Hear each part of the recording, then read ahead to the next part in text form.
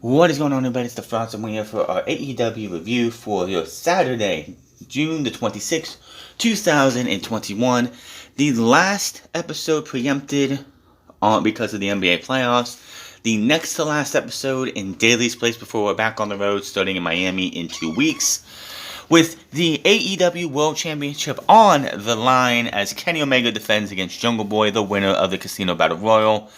And that was a damn good main event. We also had a damn good opener. We had more with the Pinnacle versus the Inner Circle. Conan was on here to talk to Tully Blanchard. Where that went, we'll talk about that. And we'll also play the clip of Eddie Kingston post-TV. Because I think Eddie Kingston has become the guy that they're going to send out either in the main event spot so he can be there to say something after the show goes off the air. Just because how good he is on the mic. So, we started the show with Powerhouse Hobbs taking on Hangman Adam Page. This match, of course, came to be because Hangman Adam Page and, 10, beat Powerhouse Hobbs in a 2-on-1 match because halfway through a tag team match with Brian Cage chased Ricky Starks off. Now, before we get into this match, I can also remember Trent is going to be out again with he just had neck surgery yesterday. So Trent is going to be missing more time, and honestly, I think his time in the ring is going to be coming close to an end, simply because you don't have much time left after getting spinal fusion surgery. I mean, yes, Edge came back, but maybe I'm wrong, whatever it is, it's just like, he was not here tonight, Chuck was not here either, he was apparently with him in the hospital, so Chris Statlander, who has a match later in the show, only had Orange Cassidy by her side when she took on the Bunny. So, you have this match here. Really good opening match between Powerhouse Hobbs and Hangman Page. Hangman Page, I'm calling it now and I'll call it every week that he's on here, is going to be the man who beats Kenny Omega for the AEW World Heavyweight Championship. No ifs, ands, or buts about it. But in order to get to Kenny Omega eventually, which would be all out in my opinion, you got to get through Powerhouse Hobbs. Now, they're having this match. It's a really good match. It was... And the commentators talked about this. It was conspicuous by their absence. No power, no Cage, no Starks, no Hook. So, towards the end of the match, Hook and Starks come out. And they have the FTW World Championship for some reason. And the FTW World Championship, of course, we know belongs to Brian Cage. Well, he's holding it right now. So, Hook goes to go around the ring to distract the referee. Of course, Starks is going to hand her the title. Out comes Brian Cage. He grabs the championship away from Starks. He goes to grab Starks. He pulls his jacket off. Starks runs up the ring, holding his neck on, like, my neck. And Brian Cage helps him, goes after him. Page with a rolling elbow, then each one, Page misses a running splash, and then takes a deadlift German suplex. He ends up hitting the Deadeye for the 1, 2, 3, beating Powerhouse Hobbs. And that is your opener. It was a really good match. Powerhouse Hobbs definitely is one of those guys to look out for with how they're working with him.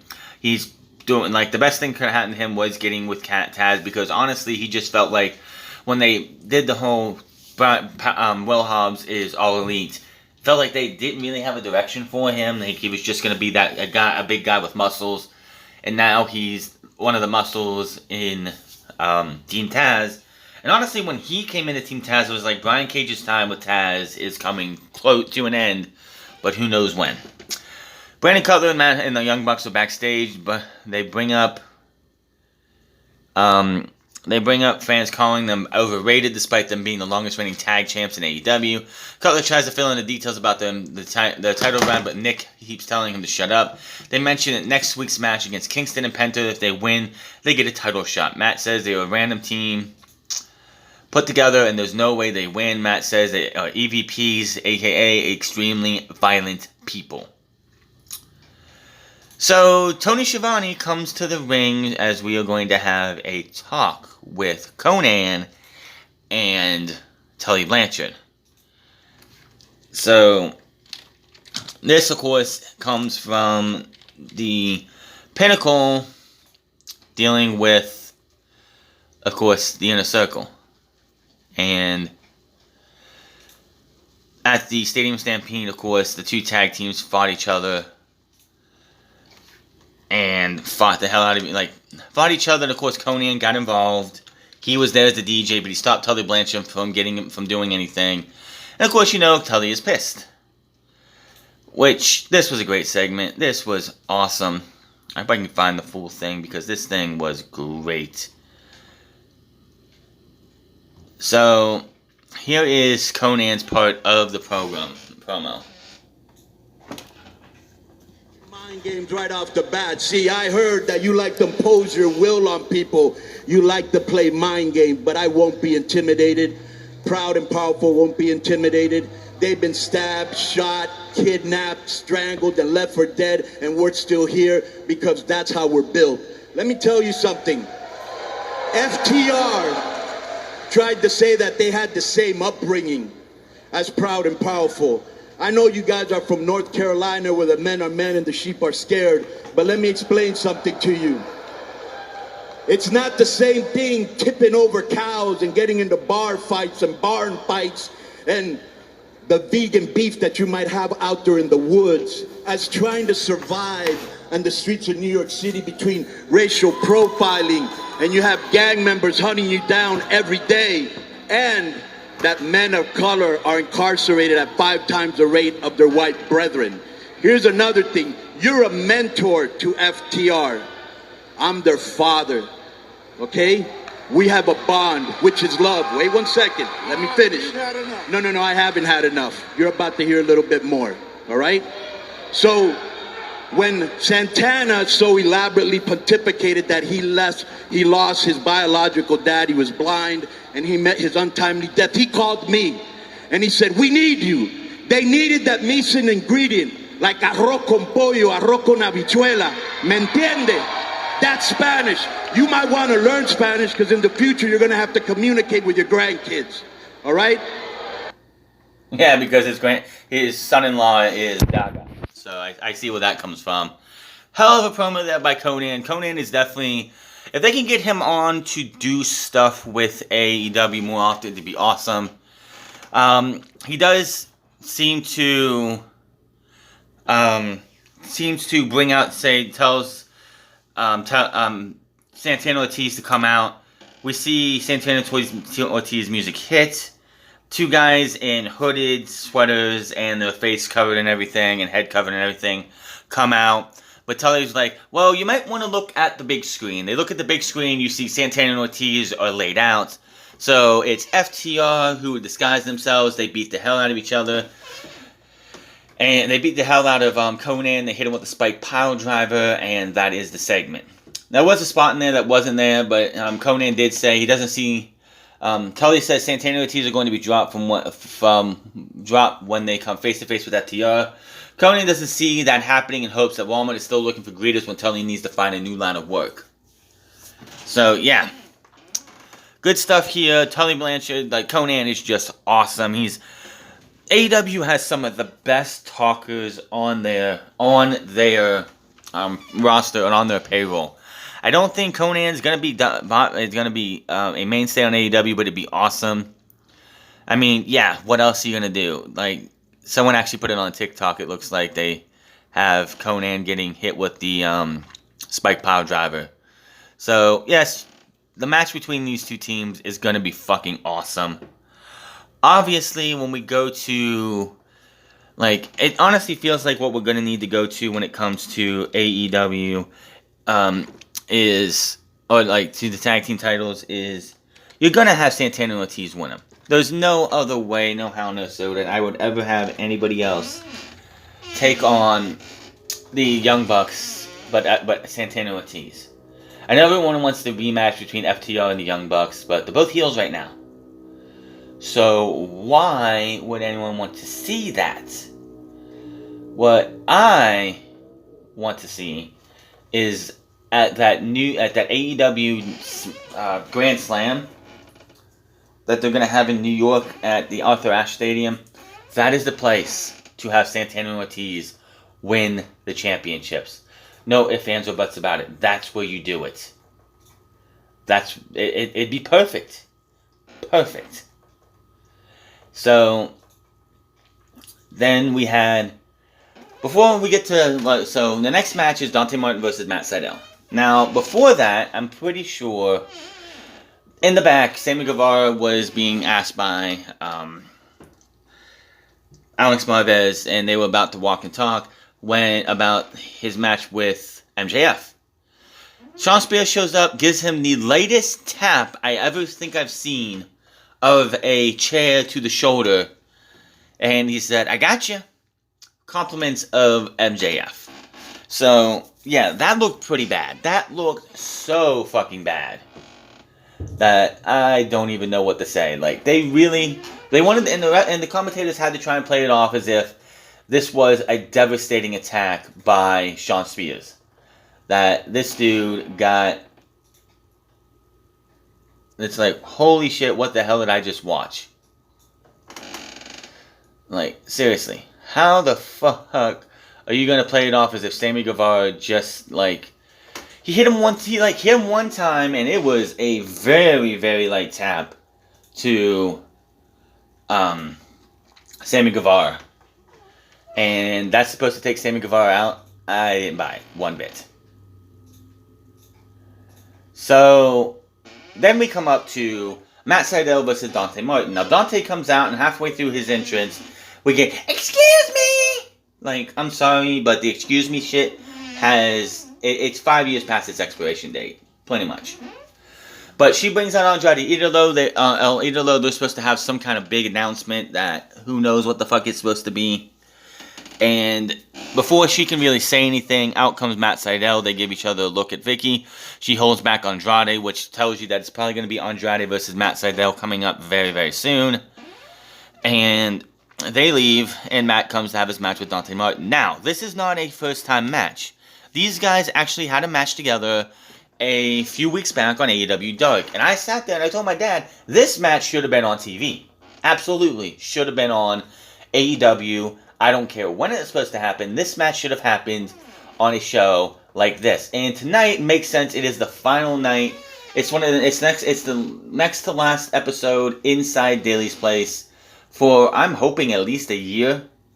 I mean, even when they leave Daly's Place, this isn't going to be the last time they're in Daly's Place. I mean, come on, man. This is not going to be the last time we see them in Daly's Place. But it's going to hopefully be at least a year before we come back here. But tonight, with a big crowd, they had fans in where the entrance used to be and everything. It looked like a full capacity house. Izzy was there. She put it on YouTube, on Twitter. That was pretty cool to see.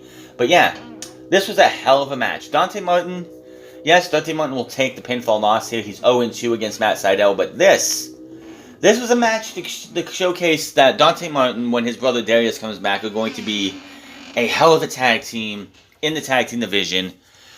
Like, Dante Martin honestly reminds me of a young Matt Sydal when he was Evan Bourne in WWE. Because Evan Bourne was doing the same stuff that Dante Martin is doing now. High flying, aerial acrobatics, just wowing everybody with his skills to high fly. That's what I feel like with Dante Martin and his brother Darius. Just please get that BLM fucking armband off your arm. Everyone else is getting rid of the BLM stuff. You need to too. Just get rid of it. It makes you look stupid. It makes people root against you. You're supposed to be a baby face. Get that shit off your arm. You're not helping anything. But again, great match between these two. Honestly, I'm surprised they won with Matt Sydal winning. I figured they probably might have done the 50-50 just to get to that third match at probably an episode of Dark or something, or somewhere else get another match. But no. But yeah, Dante Martin with some high-flying moves, Matt Sydal with some grounded moves as well as high-flying moves. Matt Sydal, they mentioned how Matt Sydal in his younger days was nothing but a high flyer. Recently, though, he's been able to incorporate submissions and ground attacks to make him a diverse wrestler. Because, yeah, being a high flyer, that's great and all, but you got to have other things in your arsenal. You're going to be a one-dimensional player, and that'll get old very, very quick. This is awesome chant from the crowd, for sure. Both wrestlers go up top. Seidel knocks Martin down. He hits a meteor Martin for the cover. Now, it looks like he could have got the win there, but he overshot a little bit, allowing Martin to be able to get up. Martin with a big leap for a sunset flip, which he got a lot of air for that one. Martin with a flipping stunner, pin 2 count. Martin up top, leads off and lands on the mat, tweaking his bad knee. Seidel with a big kick to the head, hits the lightning spiral for the 1, 2, 3, and Matt Seidel is your winner. So, then we hear from Jungle Boy. Tonight's title match is going to be the biggest night of his life. Christian Cage shows up and tells him, "It is indeed the biggest night of your life." Jungle Boy asks him how he's doing with Team Taz. Cage says he's fine and tonight is Jungle Boy's night. He tells Jungle Boy that he shouldn't be nervous tonight. He should be angry. He should be mad at what Kenny Omega has said and done. Tells Jungle Boy that he shocked the world when he won the Casino Battle Royal. Didn't shock me. I actually predicted he was going to win that. I don't know why. It spoke out to me. You need to do it again tonight. And this tells me, it didn't happen tonight, but this tells me that that Christian Cage is going to turn on Jungle Boy very, very soon. Very, very soon. What does that mean for anything else? We don't know yet. But yeah, Jungle Boy is definitely going to be, like Christian Cage is going to turn on Jungle Boy, and that's going to start off a feud going into All Out. It's a little too early. So, Mark Sterling is typing the Jade brand and talks about tonight's Shop AEW sale. He mentions buying a Dark Order shirt, which Cargill snatched away. Sterling says they have already sold a ton of her shirts, including most XXLs, which is not surprising considering the fans. She says she's undefeated and she's still that bitch while tearing the Dark Order shirt in half.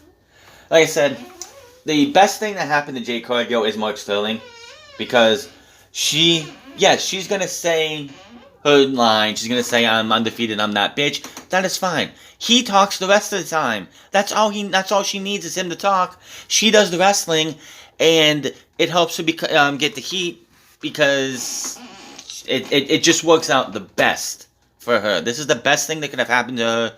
Getting somebody with great talk, who can talk, can say shit like, "Oh, well, we sold out most of the XXLs," which is not surprising knowing wrestling fans, which is a dig at wrestling fans being overweight. That's good shit right there. And it's just, this is going to help her more than anything else. Even that match with Shaq and them didn't do much for it, didn't impress me at all. This is going to help her out and help and benefit her in the long run. I love the fact that his name is Smart Mark Sterling, which that's just a fun one. Backstage, Alex Marvez talks with Shawn Spears, MJF, and Wardlow. MJF says nobody wants to hear Marvez and start talking. Says he knows fans are mad about what he did to Jericho and what Spears did to Sammy Guevara earlier, which he, like I said, he gave him a love tap. MJF doesn't get why people care what he did to Dean Malenko last week and calls Malenko an old and talks some trash about him. Then Jericho and them show up. Hager, Jericho fight, launches the trash can in MJF's face. They end up brawling, end up in the ring. They get into the ring, they fight. Hager and Jericho eventually go down. Spears brings a chair in the ring, goes for whack it. Out comes Sammy Guevara, which the commentators are really surprised at. How could he still be standing? He got hit one time with the softest shot with a chair that I have ever seen again. He gets the chair, whacks Wardlow straight upside the head, swings at MJF, but he bails, hits Spears with the chair hard as shit. The love tap that he made, the love tap that he got from Shawn Spears look like child's play. He whacked Shawn Spears on the shoulder as hard as he could, or made it look as hard as he could. Sammy chants break out. Sammy says on Wednesday the company finds out what he already knows. They put the wrong guy on the posters, made action figures of the wrong guy. On Wednesday I'll show you why I'm the best, and you know it. Even though Sammy Guevara has been on posters and Sammy Guevara has his own action figures, so I don't know what the fuck that's from. Oh, good. Hopefully this is the whole thing. Miro has some words for his challenger on Wednesday. Before I get to Brian Pillman Jr., I want to thank God for keep making me powerful and my hot wife flexible. I promise to use his backing only to thank those who deserve it. People who are trying to prevent me from helping a woman in need, or people who are trying to attack me for no reason. People like Brian Pillman Jr. You may be ranked #1 in the tag team division, but you're about to find out that standing between the righteous man and its path is like standing between the cleaver and its meat. You did not respect your champion, and we're gonna have to talk about that next Wednesday on Dynamite 1-on-1. You are going to find out why I am the Redeemer, why I am God's favorite champion. So go ahead and lie to the world. Tell them that you are not afraid. But we both know that the bravest thing in your life you've ever done is thinking about attacking me. The stupidest was actually doing it. Yeah, that's the TNT title match on Wednesday. Ethan Page takes on Bear Bronson with Bear Boulder back from his injury. This match, if you want to put any match tonight on Dark, this match should have been it. Ethan Page wins in about 5 minutes. Nothing special about that match. Moving on. Post-match, guy does get the mic for a moment to gloat about Page's win. He then takes the mic and says, "I'm not stupid." Crowd says, "Yes, you are." Page says he knows for a fact Darby Allin is not done with him. He says pinning Darby Allin is not for him. Not enough for him, and he wants to be the final nail in Allen's coffin. And on July 7th in Miami, he challenges him to a coffin match. So that probably will be accepted next week, on Wednesday in 4 days. Then we hear from the Faker, who has another cringe-ass promo. Nothing else about that we need to say. Nyla Rose and Vicky Guerrero have their words too, and nothing else there. Chris Statlander was the Bunny. This was a pretty decent match here. Chris Statlander wins with the Big Bang Theory, and yeah, after the match, the Big Bang Theory came as the Bunny was slipped brass knucks from the Blade. I don't know what's going on with the Butcher. I don't know if he's injured or what, but brass knucks from the Blade.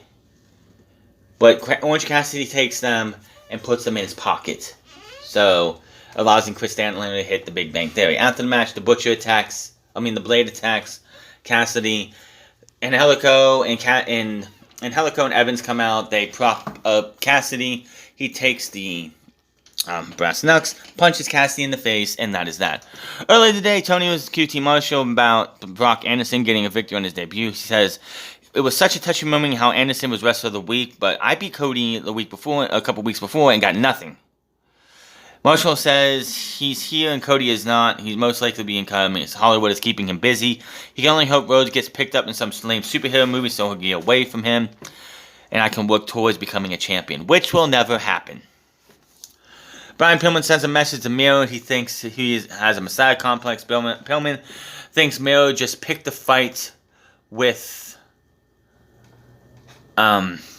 people who he thinks he can beat. Pillman says he was born on the wrong side of the tracks and Miro is going to get his ego checked next week. Kingston says all the Young Bucks care about is their ego and their titles. The titles feed their egos. The only way to hurt them is to take them away. Penta says Matt and Nick talk about all the people they run over, but next week Kingston and himself will run over them. And then we get to the main event of the evening.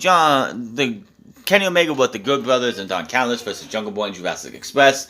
AEW World Championship title match. Now, right away, the referee is like, "Okay, everybody around the ringside, get the fuck out of here. We are not going to have any shenanigans. Get the fuck out of here." So, of course, Don Callis goes to the commentator's desk and he's there. Which Don Callis did not commentate much on this match. He just sat back most of the time and just watched. I mean, yeah, he got his talk in here and there. But it was just, he just stopped talking most of the time and it was just everyone else. Did Jungle Boy win this match? Of course he did not. But this is Kenny Omega's first win as AEW champion. It was clean. Now it could have been shenanigans. There could have been shenanigans in this match when the Good Brothers tried to get involved. But Luchasaurus, Marco Stunt, and Kazarian came out of nowhere. Kazarian just came out of the crowd, and they beat them guys to the back. Of course, you had Jungle Boy had him in the snare trap, but of course that didn't work out. Kenny Omega was able to get to the ropes. Just back and forth match between these two. V-trigger to Jungle Boy. He bounces off the ropes. Big Larry, but Omega fights back with the Brainbuster. Omega blasts him with a V-trigger. One-winged angel when Jungle Boy counters it into a high stack pin. He goes right for a snare trap. Omega reaches the bottom rope, but instead gouges Jungle Boy's eyes to break the hold. Omega and Jungle Boy head to the top, and Omega slips under, bringing Jungle Boy down face first on the top turnbuckle. V trigger to the back of the head. Tiger Driver 98, pin 2. Pulls him right up. One winged angel. 1, 2, 3. Kenny Omega retains the championship. Waiting in the wings will be Adam Hangman Page very, very soon. I'm calling it all out. We see Jungle Boy's family looking from ringside. Omega takes the title and gets it up. He looks as he's winding down the clock, winding it up to clock Jungle Boy with the championship. Christian Cage runs out and throws hands with Omega. Kenny quickly bails out of the ring. The HFO shows up and gets after Christian. Matt drops Christian and goes for a twist of fate. Christian goes to counter with the kill switch, but as he turns around, the Young Bucks right there with a double super kick. Omega raises the title as the show comes to a close, and of course, Matt Hardy does get the twist of fate off on Christian. The big thing you can take away from this match is that this match proved that Jungle Boy, it's not his time yet, not even close to his time. But when the time is right, Jungle Boy will be AEW World Champion within the next 5 years. And he is going to have the biggest reaction. If he would have won the night, of course, Daily's Place would have went complete ballistic. But unfortunately, it wasn't. It's not his time. That time will come soon. That time will come soon. And when it's time, AEW is not like WWE where they're like, oh, listen to the crowd. Listen how big they were for Jungle Boy tonight. We're going to take the title off of Kenny Omega. We're going to give it to them. Give it to him. No. This was the right call. Jungle Boy needed to lose clean. It wasn't one of those ones that you want to give Jungle Boy a dirty loss. This needed to be a clean win for Kenny Omega because Kenny Omega has not had a clean championship win since day one. So, since he won the championship. He even won it dirty. So getting a clean win over a guy like Jungle Boy. Jungle Boy's father, if his father was here, his father would be the proudest father around. Jungle Boy is just... All it is up for Jungle Boy. I can see Jungle Boy right now being the guy to win the TNT Championship by the end of this year. And being the TNT Champion, that'll probably be the first championship that he wins. But in the next 5 years, Jungle Boy will be at least a 1 or 2 time AEW World Champion. 4 days from now, we'll be back on Wednesday night permanently until they move to TBS next year.